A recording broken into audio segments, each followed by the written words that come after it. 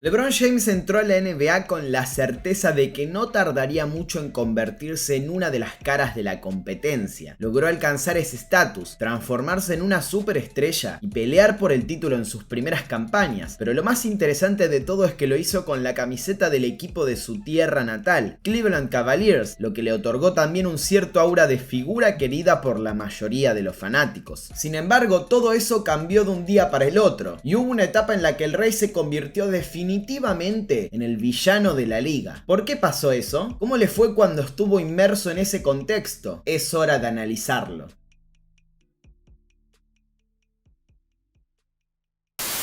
Antes de comenzar les voy a pedir que si les gusta mi contenido se suscriban al canal. Realmente es de gran ayuda y solo cuesta un clic.